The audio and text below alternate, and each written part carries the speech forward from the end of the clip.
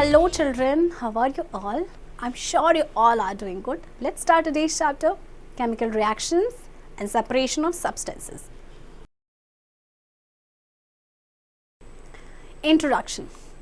You have already learnt about physical and chemical changes of matter in your previous class. Thus, we can see that whenever a chemical change occurs, a chemical reaction takes place. In our daily life, chemical reactions take place everywhere. For example, burning is a chemical reaction in which oxygen combines with another substance to produce heat and light. Rusting is a chemical reaction in which iron slowly combines with air and water to form rust. Fireworks are the result of a chemical reaction in which substances such as magnesium, phosphorus and sulfur combine very rapidly with oxygen. Other examples are the spoiling of milk, which gets sour and forms curdy mass due to chemical reactions which take place in it. Similarly, a fresh cut piece of brinjal turns black after some time due to chemical reaction with air. In a chemical reaction, one or more new chemical substances are formed from the original substances that may have different properties. आपने previous class में physical and chemical change के बारे में पढ़ा था, है ना। तो देखिए, जब भी कोई केमिकल चेंज होता है तो केमिकल रिएक्शन होती है। तो डेली लाइफ में ना हमारे बहुत सारी केमिकल रिएक्शंस होती हैं हर जगह। जैसे बर्निंग केमिकल रिएक्शन है, ओके। रस्टिंग केमिकल रिएक्शन है, जिसमें जो आयन आपका स्लोली आपका रस्ट हो जाता है, आयन में वो कंबाइन होता है एयर एंड वाटर के साथ, रस्ट बनाता है। फायर वर्क, पटाखे जो जलते हैं, वो chemical, it is a result of chemical reaction, है ना। इसमें जैसे कि आपके मैग्नीशियम, फॉस्फोरस से सल्फर होते हैं, वो बहुत ही रैपिडली ऑक्सीजन के साथ कंबाइन होते हैं। आपका मिल्क जैसे ख़राब हो जाता है, फट जाता है, जैसे हम बोलते हैं ना, सावर हो जाता है, तो किसी केमिकल रिएक्शन की वजह से होता है। ब्रिंजल को आप कट करके रख दीजिए, फ्रेशली कट ब्रिंजल को, उसके बाद थोड़ी देर बाद देखिए वो ब्लैक हो जाता है because of chemical reaction, okay. तो केमिकल रिएक्शन जब भी होता है, एक या एक से ज़्यादा केमिकल सब्सटेंस बनते हैं उस ओरिजिनल सब्सटेंस से, और उसकी प्रॉपर्टी भी डिफरेंट होती है। 6.1 Matter. Matter is made up of tiny particles called atoms, which are invisible to the naked eyes. Atoms combine to form molecules. A molecule may be made of the same atoms and also of different atoms. When two atoms of the same type combine, they form a molecule of an element. For example, oxygen is an element. When two atoms of different kinds combine in a fixed ratio, they form a molecule of a compound. For example, water is a compound because its molecule contains two different items, hydrogen and oxygen. Water being a compound can be broken down into its constituents, hydrogen and oxygen, by a chemical process. देखिए, matter जो है वो बहुत छोटी छोटे particle से बना है, बहुत छोटे, जिन्हें कहा जाता है एटम्स, जो नेकेड आई से इनविजिबल होते हैं, ओके। उन्हें हम देख नहीं सकते नेकेड आई से। तो एटम्स कंबाइन होकर बनाते हैं मॉलिक्यूल्स। अब मॉलिक्यूल जो है वो सेम एटम से भी बना होता है या डिफरेंट एटम से भी मिलके बना होता है। तो जब दो एटम्स सेम टाइप के कंबाइन होते हैं तो मॉलिक्यूल बनता है उस एलिमेंट का। फॉर एग्जांपल, ऑक्सीजन आपका मॉलिक्यूल है। जब दो एटम्स डिफरेंट काइंड्स के कंबाइन होते हैं फिक्स्ड रेशियो में, तब भी आपका मॉलिक्यूल बनाता है। जैसे वाटर का फॉर्मूला आपका है ना H2O। तो वाटर देखिए, इसमें आपका क्या है, ये कंपाउंड जो है, इसमें जो मॉलिक्यूल हैं आपके दो डिफरेंट एटम्स के हैं, हाइड्रोजन एंड ऑक्सीजन। अब क्योंकि वाटर आपका एक कंपाउंड है, इसको हम इसके कॉन्स्टिट्यूएंट में ब्रेक डाउन कर सकते हैं। कॉन्स्टिट्यूएंट मतलब जिन जिन सब्सटेंसेस से बना है, यानी कि हाइड्रोजन और ऑक्सीजन, केमिकल प्रोसेस के through. 6.2 pure substances. An atom is a tiny building block of matter. A molecule, which is made up of two or more atoms chemically bonded together, is the smallest particle of a substance that has all the properties of the substance. For example, in a sample of water, all the parts making up the water are exactly alike. These parts are water molecules. Each water molecule is made up of two atoms of hydrogen and one atom of oxygen. Scientists call such a material a pure substance. A pure substance contains only one kind of molecule. Elements and compounds are pure substances. देखिए, आपका atom एक tiny building block है matter का, okay. Molecule जो आपका दो या दो से ज़्यादा एटम्स में बना होता है, जो केमिकली बॉन्डेड होते हैं साथ में, ये आपका स्मॉलेस्ट पार्टिकल होता है सब्सटेंस का, जिसकी सारी प्रॉपर्टीज़ होती हैं उस सब्सटेंस की, जैसे कि सैंपल ऑफ वाटर। अब वाटर के जितने भी जो पार्ट्स हैं वो एग्जैक्टली सेम है, ओके। तो ये जो पार्ट्स हैं आपके वाटर मॉलिक्यूल्स हैं, हर वाटर मॉलिक्यूल जो है वो 2 atoms of hydrogen and 1 atom of oxygen से बना है। तो साइंटिस्ट ऐसे मटेरियल को कहते हैं प्योर सब्सटेंस। प्योर सब्सटेंस में एक तरह का मॉलिक्यूल होता है और आपके जो एलिमेंट्स या कंपाउंड्स होते हैं ये आपके प्योर सब्सटेंसेस होते हैं। 6.3 elements. The oxygen you breathe in is another example of a pure substance. Every molecule of oxygen is made up of 2 atoms of oxygen bonded together. हम जो ऑक्सीजन ब्रीथ करते हैं ना, ये भी तो आपका प्योर सब्सटेंस है। हर मॉलिक्यूल जो है ऑक्सीजन का वो बना है 2 एटम्स ऑफ ऑक्सीजन जो बॉन्डेड है साथ में, okay. So each oxygen molecules contains only 1 kind of atom, the oxygen atom. A pure substance made up of only 1 kind of atom is called an element. Oxygen is an element and so is hydrogen. Carbon, aluminium, iron, mercury, silver and uranium are all elements. तो pure substance जो होता है आपका सिर्फ एक तरह के atom से बना होता है जिसे कहते हैं एलिमेंट। ऑक्सीजन आपका एलिमेंट है, हाइड्रोजन भी एलिमेंट है। इसके अलावा ये सारे जो आपके पास एग्जांपल्स हैं ये सारे आपके एलिमेंट्स हैं। Characteristics of elements. Elements are pure substances and cannot be broken by any chemical process. Suppose you melt a piece of iron by adding heat energy to it. You may think that you have changed iron into a simpler substance, but the liquid you now have still contains iron atom. True, iron has changed its state from solid to liquid, but it is still iron. No new and simpler substance is formed. देखिए elements आपके pure substance होते हैं और किसी भी chemical process उनको break down नहीं किया जा सकता। जैसे कि आपने एक आयरन का पीस लिया, उसको मेल्ट किया, ओके। अब देखिए आप सोचेंगे कि जो हमारे पास आयरन आया है यानी जो चेंज हो गया है लिक्विड फॉर्म में आया है वो आपका न्यू आइटम होगा, न्यू थिंग होगा, बट एक्चुअल में नहीं है, क्योंकि आयरन ने अपनी सिर्फ स्टेट चेंज की है सॉलिड से लिक्विड, बट एक्चुअल में अभी भी तो वो आयरन है ना, कोई भी नया या सिंपल सब्सटेंस तो बना ही नहीं है। Symbols of elements. Elements are represented using short notations. These short notations are called symbols. The symbols of various elements can be derived from the first letter of their names like oxygen, nitrogen and carbon. From the first and second letters of their names like bromine, calcium, barium and aluminium. From the Latin or Greek names like sodium is Na after its Latin name, natrium and potassium is K derived from kalium.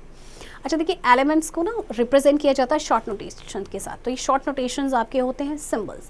तो symbols जैसे कोई भी आपके पास element है उसका first letter हो सकता है या पहले 2 लेटर्स हो सकते हैं या फिर वो लैटिन या ग्रीक नेम से भी डिराइव्ड हो सकते हैं। जैसे कि देखिए ऑक्सीजन, ऑक्सीजन स्टार्ट होता है आपका ओ से तो इसका सिंबल है O।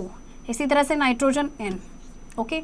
अब फर्स्ट और सेकेंड लेटर्स की बात करें, जैसे ब्रोमीन, ये जनरली तब होता है जब आपके एलिमेंट्स 2 सेम आपके अल्फ़ाबेट से शुरू हो रहे हैं। जैसे अगर हम बोरोन की बात करें, बोरोन का सिंबल होता है B। अब लेकिन ब्रोमीन ये भी B से शुरू होता है, तो इस केस में हम क्या करेंगे, फर्स्ट लेटर लेंगे capital and second letter small Br। जैसे बेरियम, अगेन ये आपका B से स्टार्ट हो रहा है, तो first letter would be B capital and अगला जो लेटर होगा वो A। अब कुछ ऐसे एलिमेंट्स हैं जिनका नाम हमने लैटिन या ग्रीक से लिया है, जैसे कि आपका है सोडियम। अब सोडियम S से शुरू होता है बट इसका सिंबल है Na, क्योंकि लैटिन में इसका नाम है नेट्रियम, तो इसीलिए Na लिया गया। इसी तरह से पोटेशियम का सिंबल है K जिसका नाम है कैलियम, राइट। आपको देखिए टेबल दी गई है 6.1, कुछ कॉमन एलिमेंट्स उनके सिंबल दिए गए हैं, तो आपको ये मेमोराइज ज़रूर करना है। इसके बाद टेबल 6.2 है, इसमें आपको एलिमेंट्स उनके लैटिन नेम दिए गए, उनके सिंबल्स दिए गए। जैसे अभी सोडियम की हमने बात की, नेट्रियम है तो इसलिए Na। आयन, आयन का सिंबल आयना हो कि Fe होता है बिकॉज लैटिन नेम इसका होता है फेरम। इसी तरह से सिल्वर का होता है आर्गेंटम, इसीलिए इसका सिंबल होता है Ag। तो इसी तरह से ये बाकी एलिमेंट्स भी हैं, तो इनके symbols you have to memorise. 6.4 Chemical formula of elements.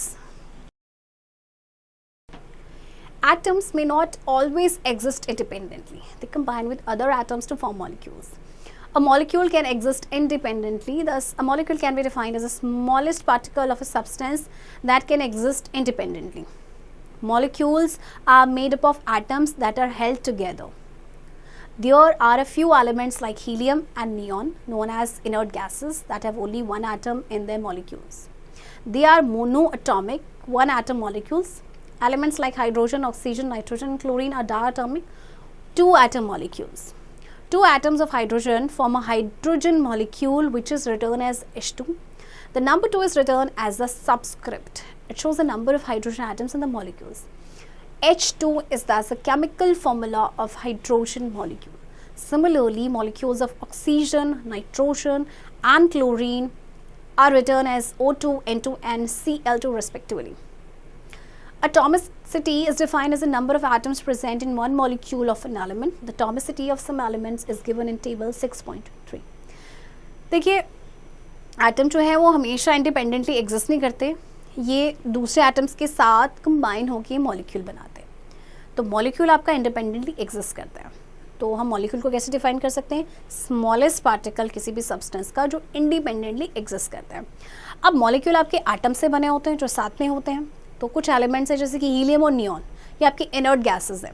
Okay, ये हीलियम एंड नियॉन, और इनका सिर्फ एक एटम होता है इनके मॉलिक्यूल्स में. तो ये होते हैं monoatomic. Monoatomic means one atom molecules. अब जब हम हाइड्रोजन, ऑक्सीजन या नाइट्रोजन या क्लोरीन की बात करें तो ये डायटॉमिक होते हैं. ओके, तो जो दो एटम्स होंगे हाइड्रोजन के वो हाइड्रोजन मॉलिक्यूल बनाएंगे, जैसे हम लिखते हैं इस तरह से H2. ओके, हम डायटॉमिक की बात की थी हमने, oxygen O2 and nitrogen N2 and chlorine Cl2. Okay, अब एटॉमिसिटी को अब डिफाइन कैसे करते हैं कि नंबर ऑफ एटम्स जो उस एलिमेंट के एक मॉलिक्यूल में प्रेजेंट होते हैं. तो टेबल 6.3 में देखिए आपके पास है helium, formula is He and atomicity 1 है. हाइड्रोजन H2, तो इसकी एटॉमिसिटी कितनी होगी? 2. इसी तरह से ऑक्सीजन, क्लोरीन की एटॉमिसिटी भी 2 है. नियॉन, नाइट्रोजन की बात करें, neon and nitrogen atomicity 1. Bromine की बात करें तो 2. एंड फॉस्फोरस में देखिए इसका जो फॉर्मूला है वो P4 है, दैट मीन्स इसकी एटॉमिसिटी है कितनी? 4. Most chemical formula represents compound. For example, ammonia is a compound of elements nitrogen and hydrogen. A molecule of ammonia has the formula NH3. That is 1 nitrogen and 3 hydrogen atoms. Sometimes, however, the formula represents a molecule of an element. अच्छा देखिए, इसमें ammonia की बात करें तो ammonia का formula होता है NH3. ओके, तो अब ये जो एक मॉलिक्यूल है अमोनिया का, इसका फॉर्मूला NH3. इसका मतलब एक नाइट्रोजन और 3 हाइड्रोजन एटम्स है. Molecular formula of compounds. Molecular formula of a compound is a group of symbols representing different elements contained in a compound. A special property of a compound is that the ratio of different elements in a particular compound is always fixed.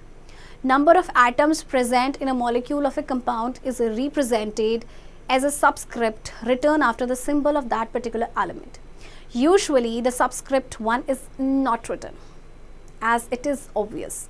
For example, water is made up of 2 kinds of atoms, hydrogen and oxygen.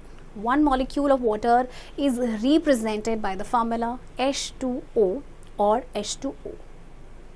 See, water को हम ऐसे भी लिख सकते हैं H2ON और H2O. As we observe in a molecule of water, there are 2 atoms of hydrogen and 1 atom of oxygen. Okay, अब जो molecular formula होता है ना कंपाउंड का, एक ग्रुप होता है सिम्बल्स का जो डिफरेंट एलिमेंट्स को रिप्रेजेंट करता है उस कंपाउंड में. अब स्पेशल प्रॉपर्टी कंपाउंड की जो रेशियो होता है डिफरेंट एलिमेंट्स का एक पर्टिकुलर कंपाउंड में, वो हमेशा फिक्स्ड होता है. और जो नंबर ऑफ एटम्स आपके प्रेजेंट होते हैं मॉलिक्यूल ऑफ ए कंपाउंड, उसको हम रिप्रेजेंट करते हैं एज अ सबस्क्रिप्ट, जो कि लिखा जाता है after the symbol of that particular element. तो जैसे कि सबस्क्रिप्ट अगर 1 है तो उसे हम नहीं लिखते हैं. जैसे कि वाटर है, वो 2 काइंड्स ऑफ एटम से बना होता है, हाइड्रोजन और ऑक्सीजन. तो वाटर का फॉर्मूला होता है आपके पास H2O. इसमें ऑक्सीजन के 1 एटम है तो जनरली हम 1 नहीं लिखते हैं, राइट? तो H2O हम लिखते हैं. अब आपको एक टेबल दी गई है, कुछ कॉमन कंपाउंड्स और उनके मॉलिक्यूलर फॉर्मूला. देखिए, carbon dioxide CO2, calcium carbonate CaCO3, sugar C12, H22O11. अब शुगर की अगर हम बात करें तो उसके कॉन्स्टिट्यूइंग एलिमेंट्स हैं carbon, hydrogen, oxygen. Calcium carbonate में calcium, carbon and oxygen. Okay and इसके बाद आपको साइड में दिया गया number of atoms of each element combining together to form one molecule of the compound. इसमें आपको नजर आएगा, जैसे देखिए कार्बन डाइऑक्साइड में कार्बन 1, ऑक्सीजन 2, राइट। देखिए बाकी आपको यहाँ पे और कंपाउंड्स दिए गए हैं, जैसे कि नंबर 4 है पोटेशियम परमैंगनेट, इसका फॉर्मूला है KMnO4। K stands for potassium, Mn manganese, okay, and O stands for oxygen. इसके बाद देखिए पोटेशियम की आपके पास इसमें नंबर ऑफ एटम्स हैं 1, आपके पास मैंगनीज के हैं 1 एंड ऑक्सीजन के 4। सो सिमिलरली इनके भी आपको दिए गए हैं, right. 6.5 chemical reactions, the process in which the chemical properties of the original substances disappear as new chemical substances with different chemical properties are formed is called a chemical reaction. For example, there is a small coil of shiny grey metal inside a flash bulb. This metal is magnesium. The bulb is filled with invisible gas oxygen. When the bulb is switched on, magnesium combines with oxygen in a chemical reaction. Energy is released in the form of light and a fine white powder is produced. You can see this powder on the inside of the bulb. The powder is magnesium oxide, a compound with chemical properties very different from the elements magnesium and oxygen. So a chemical reaction has occurred. अच्छा देखिए वो process जिसमें chemical properties जो होती हैं original substance की वो disappear हो जाती हैं as new chemical substance with different chemical properties, इसे कहा जाता है केमिकल रिएक्शन। जैसे देखिए एक small coil of shiny grey metal होता है फ्लैश बल्ब के अंदर, ओके, तो जो मेटल है वो मैग्नीशियम है और बल्ब के अंदर एक इनविजिबल गैस है विच इज ऑक्सीजन। तो जब बल्ब को स्विच ऑन किया जाता है, मैग्नीशियम जो है ऑक्सीजन के साथ कंबाइन होकर एक केमिकल रिएक्शन बनाती है और फिर जो एनर्जी है रिलीज होती है फॉर्म ऑफ लाइट, ओके, और एक बहुत ही फाइन वाइट पाउडर भी प्रोड्यूस होता है। तो ये जो फाइन पाउडर है ये हमें बल्ब के इनसाइड नज़र आएगा। पाउडर आपका जो बना है वो है बना आपका मैग्नीशियम ऑक्साइड, ओके, एक कंपाउंड जिसकी केमिकल प्रॉपर्टीज उसके एलिमेंट से डिफरेंट है, यानी कि मैग्नीशियम एंड ऑक्सीजन से डिफरेंट है। दैट मीन्स एक केमिकल रिएक्शन वहाँ पे हुई है। Chemical equation, chemical reactions can be expressed in a special type of form by using symbols and formula. In chemistry, substances are represented in the form of the symbols and formula. This representation of a chemical reaction using symbols and formula of the substances is called chemical equation. A chemical equation is written with the reacting substances on the left hand side and the product formed on the right hand side with an arrow in between as shown below. देखिए कोई भी जो chemical equation जब हम लिखते हैं तो सबसे पहले आपके पास जो भी उसमें आपके जो एलिमेंट्स हैं जो इस इक्वेशन का पार्ट बन रहे हैं केमिकल रिएक्शन जिनके बीच में हो रहे हैं उनके सिंबल्स एंड फॉर्मूलाज को हम यूज़ करते हैं, okay. So left hand side आपके होते हैं रिएक्टेंट एंड एक एरो का साइन होता है और राइट साइड आपके होता है प्रोडक्ट, यानी जो चीज़ें आपस में रिएक्ट करेंगी वो आपके रिएक्टेंट हैं, ओके, और उनके रिएक्शन के बाद क्या रिजल्ट निकलता है that is the product. Reactants and products. The substances on the left side of the arrow are called reactants. They are the substances that enter into the reaction. To the right of the arrow are the products, the substances produced by the reaction. The arrow is read yield. It shows the direction of reaction. This chemical equation tells you the magnesium plus oxygen yields magnesium oxide and energy. All chemical equations have this general form. अच्छा देखिए जैसे आपके पास एक equation है magnesium and oxygen ये आपस में react कर रहे हैं तो ये आपके रिएक्टेंट होंगे, ओके। तो हमेशा जो लेफ्ट साइड होती है ना किसी भी केमिकल इक्वेशन की वो रिएक्टेंट्स होते हैं। इसके बाद ये जो एरो का साइन होता है इसको रीड करते हैं हम yield.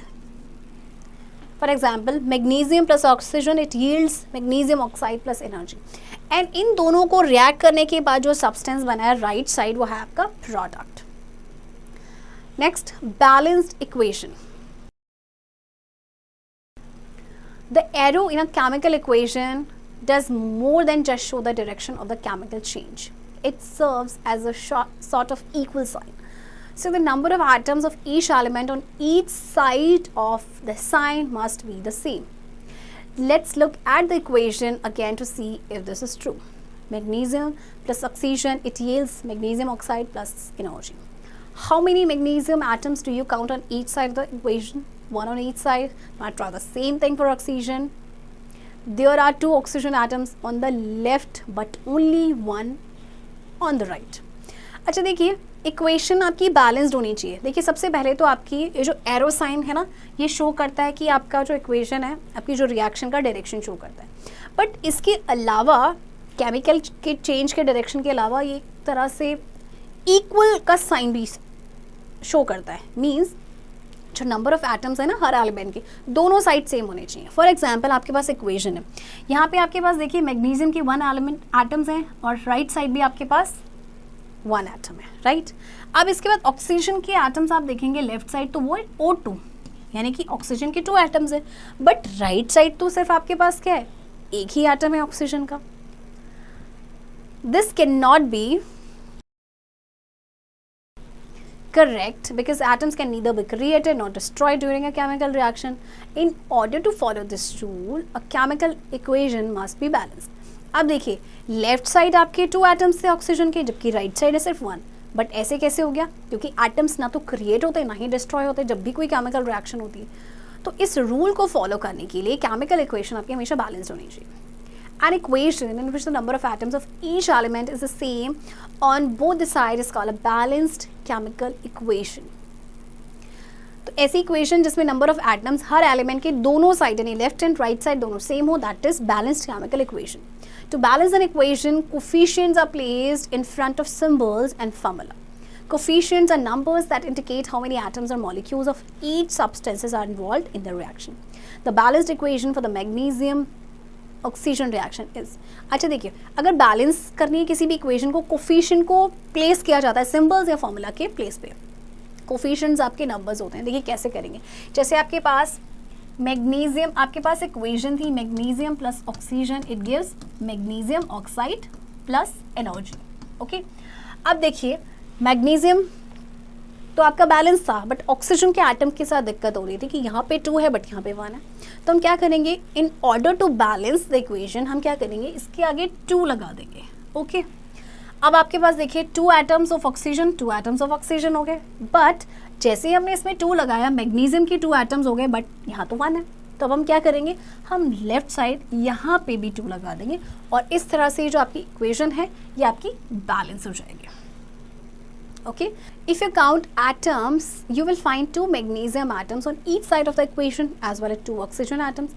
The equation is balanced. It can be read 2 atoms of magnesium combined with 1 molecule of oxygen to yield 2 atoms of magnesium oxide. Remember, to balance a chemical reaction, you may change coefficient but never symbols or formula. Okay, अब ये देखिए इस arrow को हम कैसे read करते हैं, yield. Okay, अच्छा देखिए कभी भी हम किसी भी केमिकल इक्वेशन को बैलेंस कर रहे हैं तो हम कोफिशिएंट को चेंज कर सकते हैं, बट हम कभी भी सिंबल्स या फॉर्मूला को चेंज नहीं करते, वो एज इट इज रहते हैं. 6.6 characteristics of chemical reactions. Almost everything you see and use each day involves a chemical change. The baking of bread and changing colors of autumn leaves are chemical changes. So are the digestion of food, the rainfall, and the formation of synthetic fibers for clothing. In fact, in order to appreciate these chemical changes, you should study the following characteristics of chemical reactions. देखिए हर दिन almost हर चीज़ जो हम देखते हैं ना, सब में आपका केमिकल चेंज हो रहा होता है. जैसे कि ब्रेड की बेकिंग होती है या ऑटम लीव्स में उनका कलर चेंज हो जाता है, फूड का डाइजेशन होता है, रेनफॉल है या सिंथेटिक फाइबर्स बनता है आपका क्लोथिंग के लिए.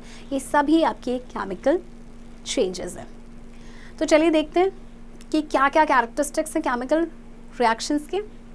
Number 1, evolution of gas. Some chemical reactions are characterized by evolution of gas. Example, zinc and sulfuric acid for zinc sulfate and hydrogen gas for which the equation is zinc plus sulfuric acid, it yield zinc sulfate plus hydrogen. सबसे पहले देखिए अगर gas evolve हो रही है that means कोई chemical reaction हुआ है. ओके, जैसे कि इस केस में आपकी हाइड्रोजन गैस आपकी लिबरेट हुई है.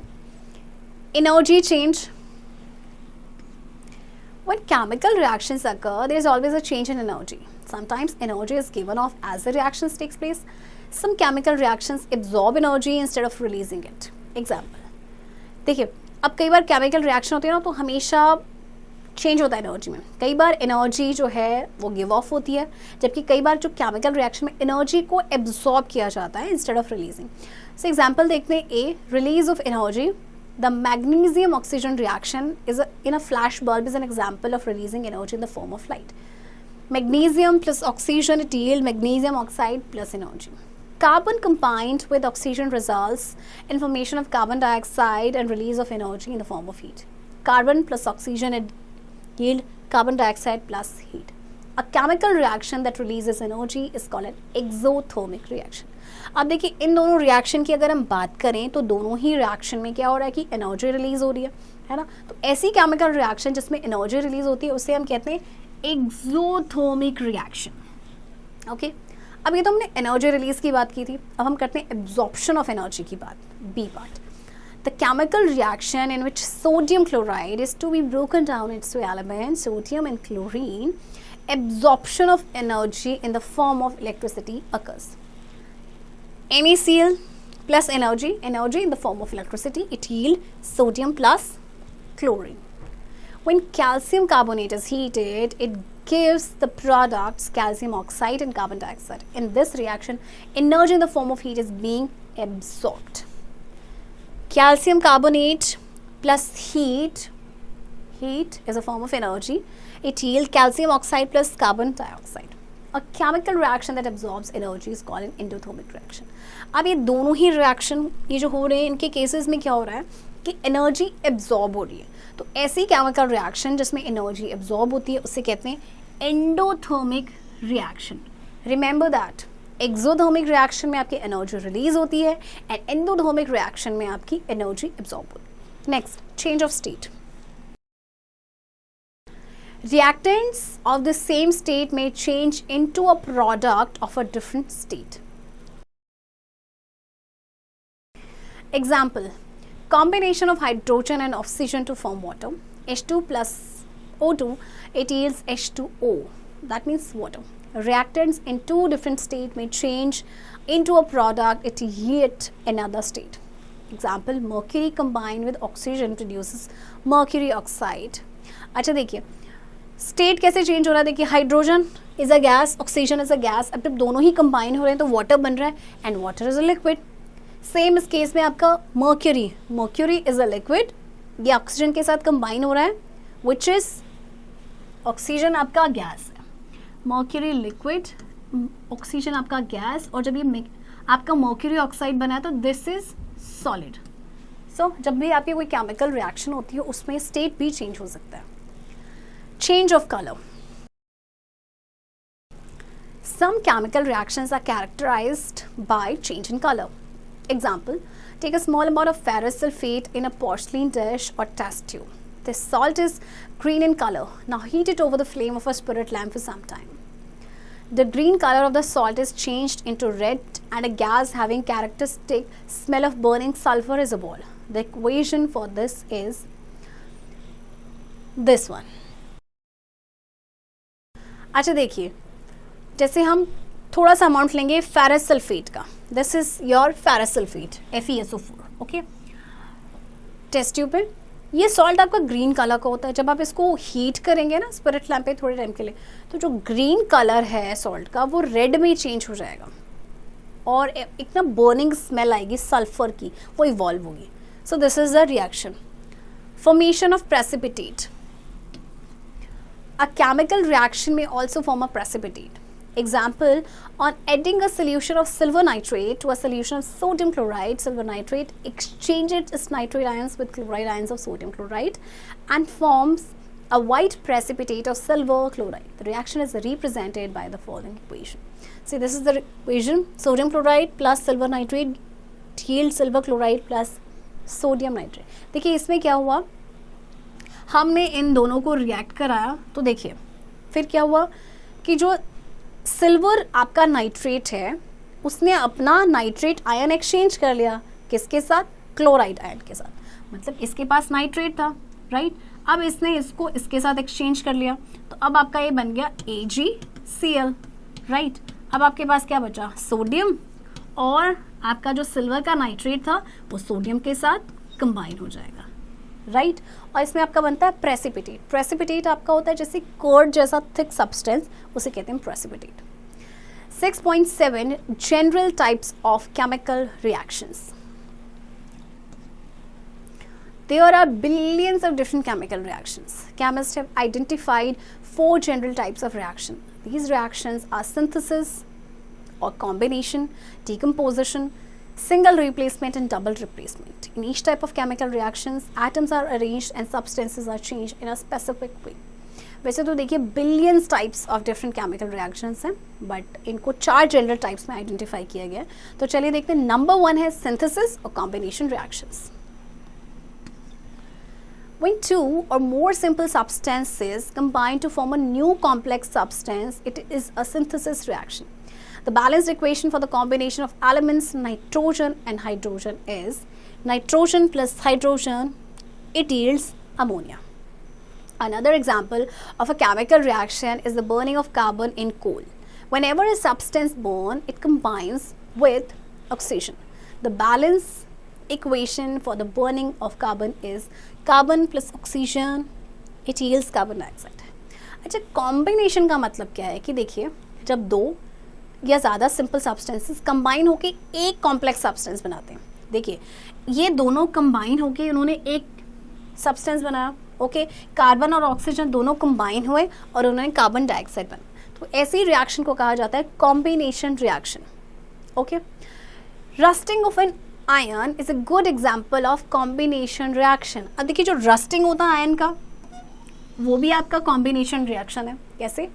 When a piece of iron metal is kept exposed in humid atmosphere, or when a piece of iron is kept in water for some time, it gets covered with a red-brown substance called rust. And we say rusting of iron has taken place. Rust is a mixture of iron oxide and iron hydroxide. It is formed by the action of oxygen and water on iron metal. अब जो rusting होती है वो भी आपकी combination reaction है, ठीक है। आपका आयन कंबाइन हुआ ऑक्सीजन के साथ, वाटर के साथ, okay, and it yields rust which is Fe2O3, okay. तो this is also a combination reaction. और अगर सिंपल फॉर्म में हम बताएं तो कॉम्बिनेशन रिएक्शन होती है मतलब A प्लस B, ये दोनों आपके क्या हैं, रिएक्टेंट हैं और दोनों कंबाइन हो गए, कंबाइन होके बनाया AB, okay, and AB is the product.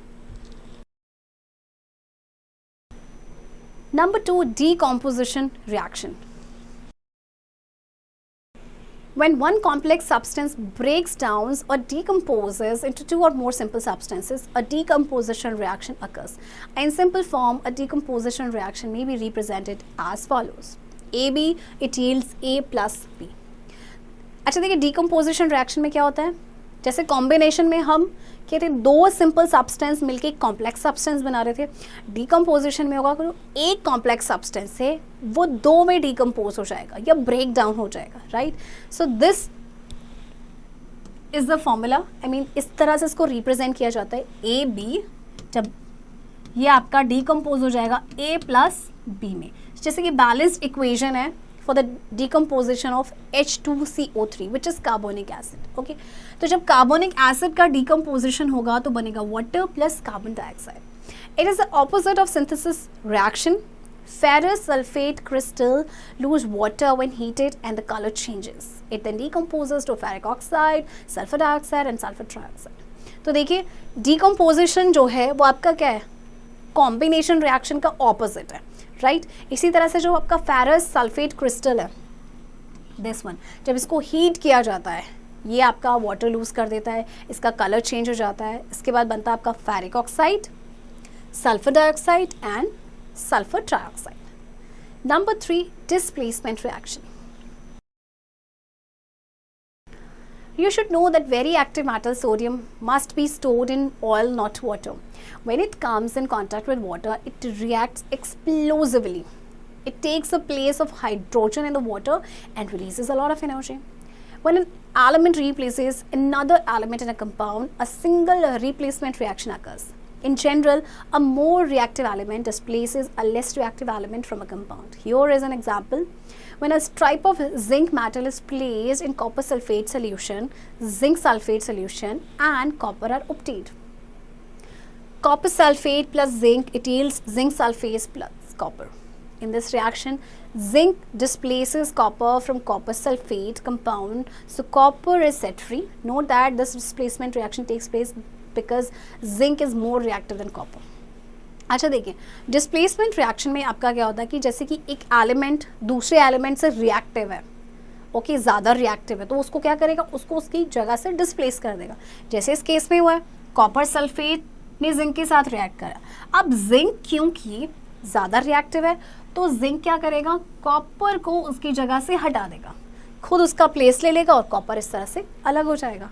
Right, remember that zinc जो है आपका is more reactive than copper. सिर्फ मोर रिएक्टिव मेटल जो है वही दूसरे मेटल को, लेस रिएक्टिव मेटल को डिस्प्लेस कर सकता है.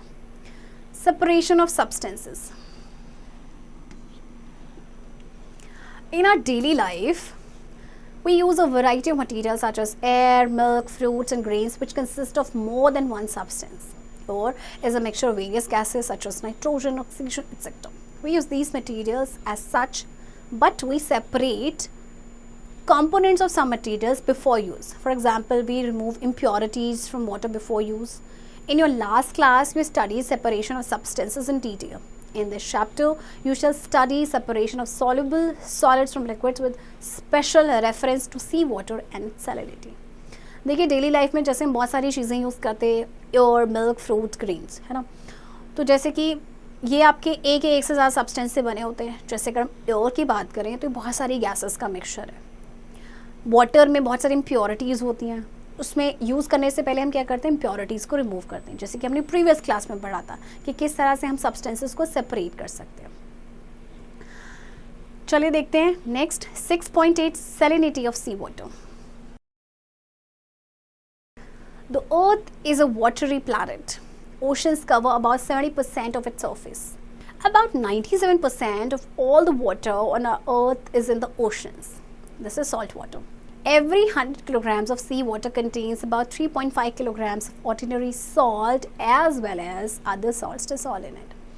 अर्थ में बहुत सारा पानी पाया जाता है, राइट, और 70% जो अर्थ का आपका वाटर से कवर्ड है.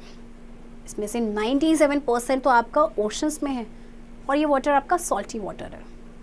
और 100 किलोग्राम्स अगर सी वाटर है उसमें आपका 3.5 किलोग्राम्स सॉल्ट होता है.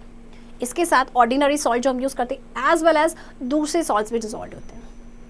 Sources of salts in sea water.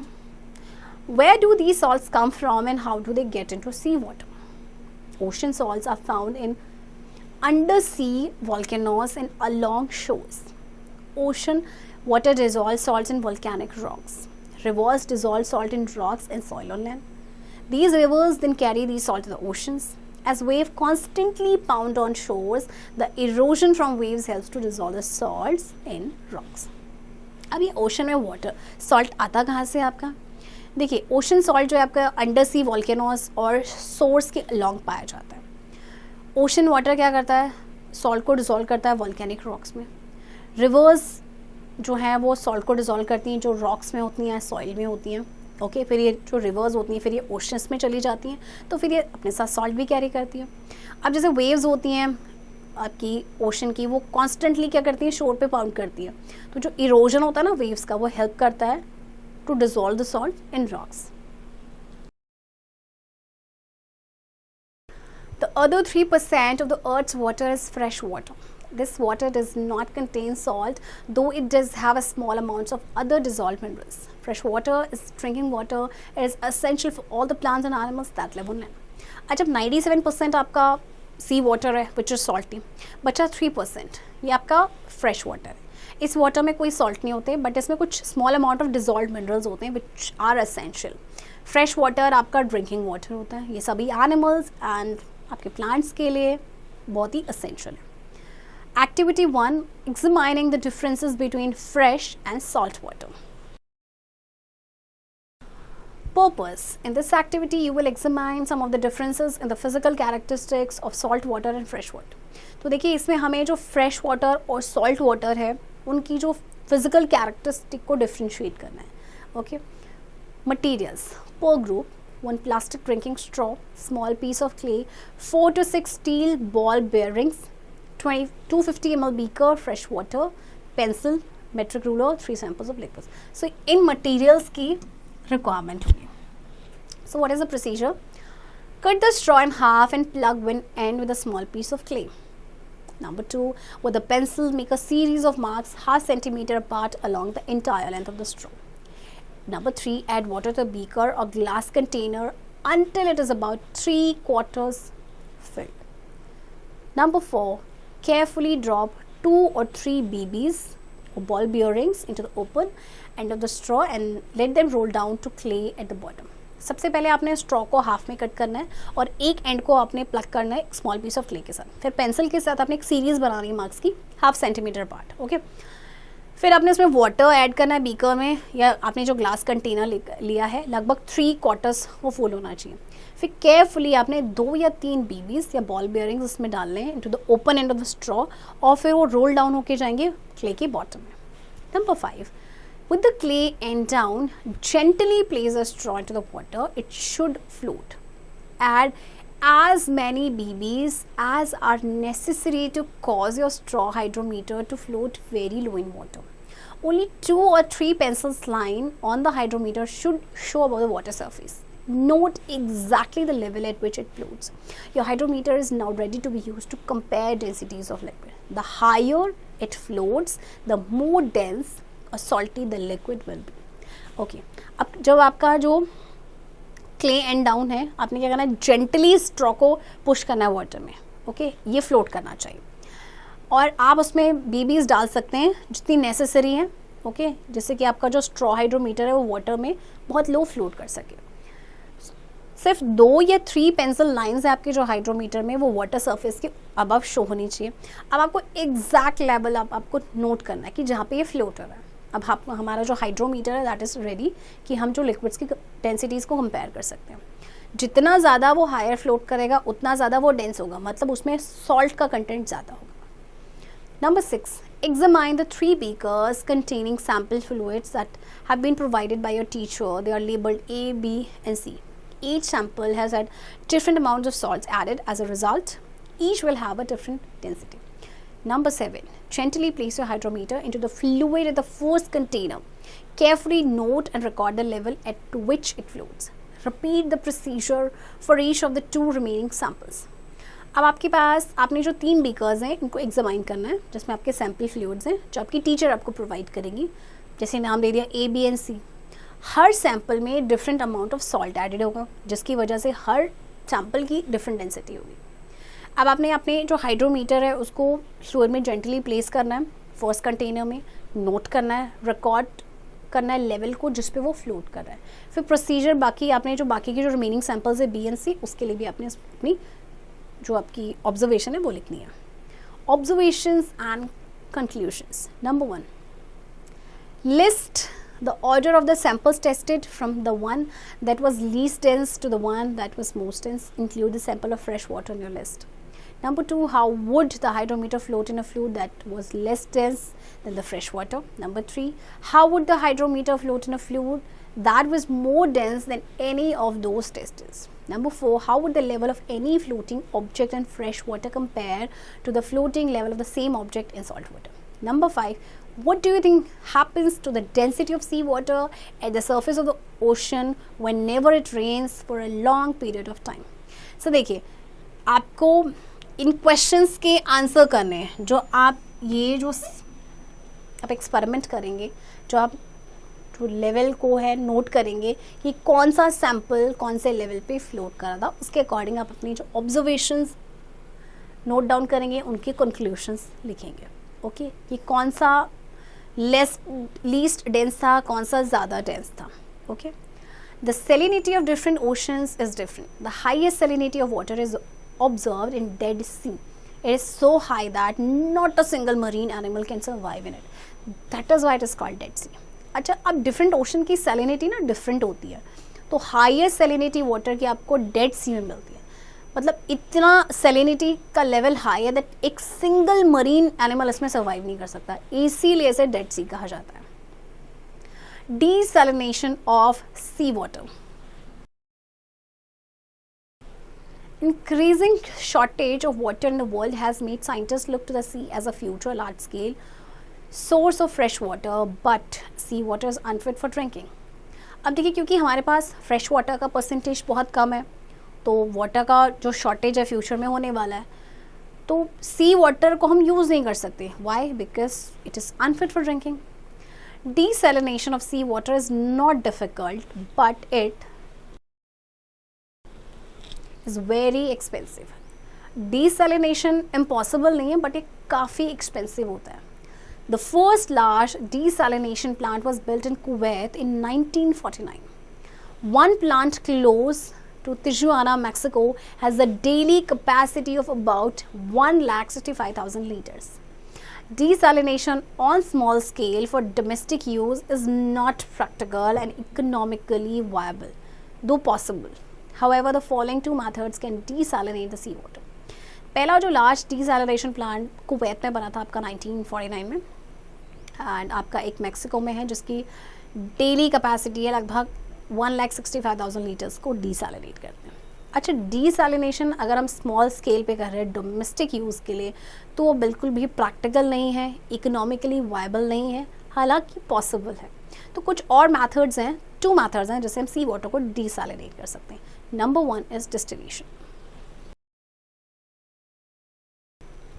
We can use the method of distillation to get pure water from seawater. It involves evaporation of liquid and its recovery by condensation. The liquid obtained is pure. Distillation के बारे में आपने previous class में भी पढ़ा होगा, है ना। इसमें आपका इवेपोरेशन होता है लिक्विड का, फिर कंडेंसेशन से उसकी रिकवरी हो जाती है, और जो लिक्विड हमें ऑब्टेन होता है that is pure. Activity 2, sea water is heated in a distilling flask until it boils. The vapor so formed is allowed to escape into a condenser. It condenses on the cooler surface of the condenser to form pure liquid, the distillate, which is collected in the receiver. Unwanted substances such as salts are left behind in the distilling flask. Process taking place in the distilling flask: boiling, liquid, vapor, gas. Process taking place in the condenser: condensation, vapor, liquid. अच्छा, आपने क्या करना है, सी water को आपने distilling flask में लेना और उसको हीट करना जब तक कि बॉयल ना हो।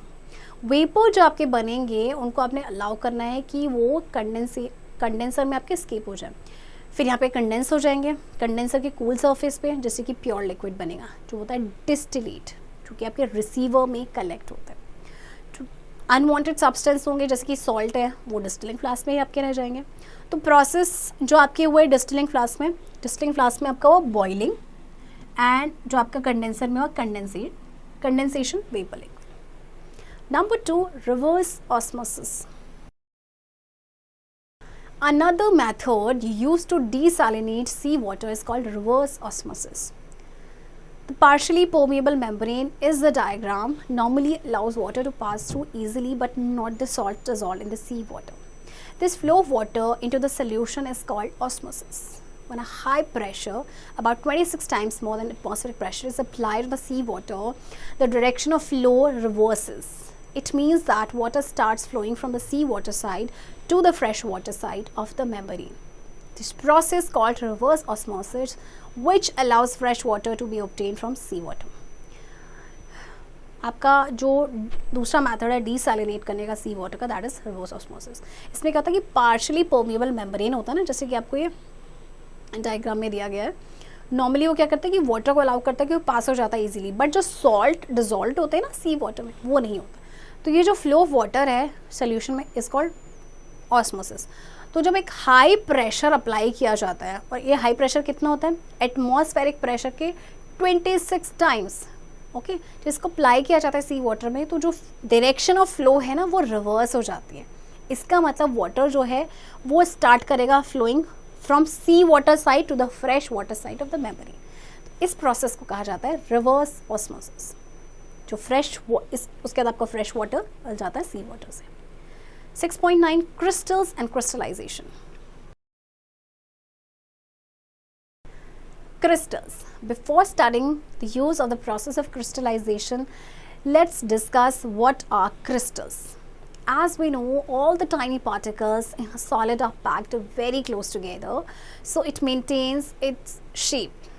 In many solids, the particles are arranged in a regular, repeating pattern. Such a regular arrangement of particles is called a crystal. Solids made up of crystals are called crystalline solids. Common table salt is a good example of crystalline solid. Snowflakes are crystals of water in solid phase. देखिए crystals आपके क्या होते हैं, जैसे आपके जो tiny particles होते हैं ना सॉलिड में, वो बहुत ही क्लोजली पैक्ड होते हैं तो अपना शेप मेंटेन करके रखते हैं. तो बहुत सारे सॉलिड्स में जो पार्टिकल्स होते हैं रेगुलर और रिपीटिंग पैटर्न में आपके अरेंज्ड होते हैं. तो ऐसे अरेंजमेंट को बोला जाता है पार्टिकल्स के क्रिस्टल. तो सॉलिड आपके जो हैं क्रिस्टल से बने होते हैं, उन्हें हम कहते हैं क्रिस्टलाइन सॉलिड्स. जैसे कॉमन टेबल सॉल्ट है, ये भी आपका क्रिस्टलाइन सॉलिड है. स्नोफ्लेक्स जो है ये क्रिस्टल्स होते हैं वाटर के but in solid form. Crystallization. When hot saturated solution of a substance is cooled, crystals of pure substances are separated and the impurities are left behind in the solution. This process is called crystallization. It is used for getting a pure sample of a soluble solid substance from the solution. देखिए जब hot saturated solution होता है ना किसी भी substance का, उसको cool किया जाता है तो क्रिस्टल्स बनते हैं प्योर सब्सटेंस के, फिर उनको सेपरेट किया जाता है, जो इम्प्योरिटीज़ आपके वो सोल्यूशन में ही रह जाती हैं. तो this is known as crystallisation और इसको हम यूज़ करते हैं for getting pure sample of a soluble solid substance उसके सोल्यूशन से. Activity 3. Take a beaker and fill it about half with water. Add some alum powder in it and heat the solution. Continue adding alum powder till it stops dissolving. This is called saturated solution of alum in water. Now filter the hot solution into a beaker using filter paper. Allow the beaker to cool. We see that crystals of pure alum are formed. Separate the crystals by decantation. Dry them on a filter paper. देखिए आपको beaker लेना है और इसका आधा water से भर देना है, फिर इसमें आपने आलम पाउडर डालना है और सोल्यूशन को हीट करना है. फिर आपने आलम पाउडर डालते रहना जब तक ये डिज़ोल्व होना स्टॉप ना हो जाए. ये आपका सैचुरेटेड सोल्यूशन बन गया है. ओके, अब आपने हॉट सोल्यूशन को फिल्टर करना है बीकर में फिल्टर पेपर की हेल्प से. फिर बीकर को आपने अलाउ करना है कि वो कूल हो. फिर आप देखेंगे कि जो क्रिस्टल्स है ना प्योर एलम के वो बन जाएंगे.